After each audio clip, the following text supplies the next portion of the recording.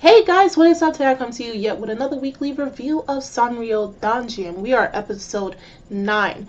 So we have 3 more episodes, meaning 3 more weeks left, and I don't know how they're going to wrap up these last 3 episodes in regards of the play, the musical play that they're planning to do, because we really didn't get much development in terms of what their story is going to be, so that they can work on it in this episode, even though this episode was supposed to be mainly for that purpose. That's the whole reason why they decide to do a training camp at the beach.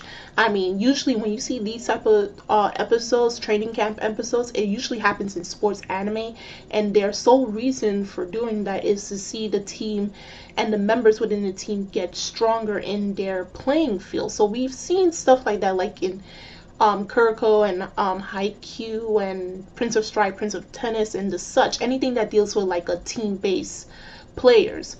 So for the fact that this isn't a sports anime and yet they're doing a training camp, I really wasn't expecting much except for some silly stuff and possible fan service that did happen. I mean, it wasn't distasteful, but it was like what they're trying to do, and we only have 3 episodes left. How they're going to wrap all of this up, I'm kind of worried at this point, but probably they may shove it for the last 2 episodes, and hopefully it's done in a way that doesn't seem rushed.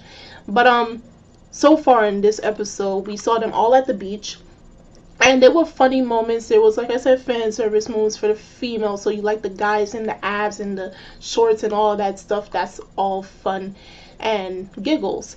But also, if you guys didn't realize, throughout the episode you constantly see Mizuno jotting down notes in his notepad, and you're wondering, why is he doing something like this? And it's not until we get closer to the end of the episode that we actually realize his whole point of jotting down notes in his notepad was he was observing his friends and their interactions and what they were doing, in hopes that he can brainstorm an idea for the play.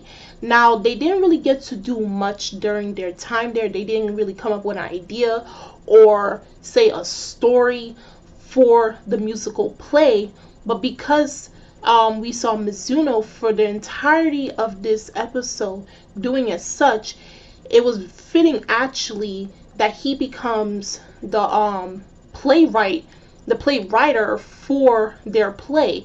So by the following episodes, he may come up with a story that everyone can agree to, and I guess the other characters are going to work on certain departments and then bring this whole thing together, because they have the money now. It's just that bringing everything together, the props and the costumes and the story and the music and all of that stuff. So by the end of the episode, by the end of the season, we have this big musical that we saw partly back in episode 1. There was some also funny stuff, like, you know, when you're out with your friends in the cabin near the beach, you're thinking someone is in the house like a ghost or someone trespassed, but it was actually Mizuno cooking up some curry simply because he was trying to brainstorm.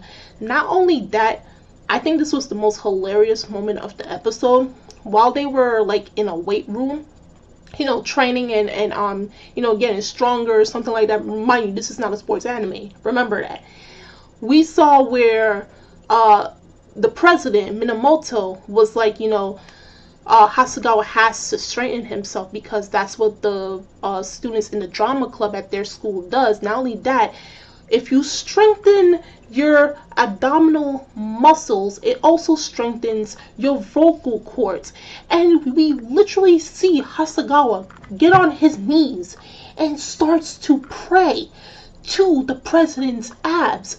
And then he's telling Nishima, like, you know, I'm praying because I'm hoping that it will work. Nishima's like, oh, really? Okay. He starts praying too. And I'm like, you know, I know he got good abs and everything, but y'all gotta literally pray like this is a god? His muscles are a god? And I found that to be the most hilarious moment of this entire episode. Now, coming towards the end, if you ever stay past the ending credits, the ending song, there's always like a sneak peek into next week's episode, the following episode, and I think it was pretty obvious in the direction it was going.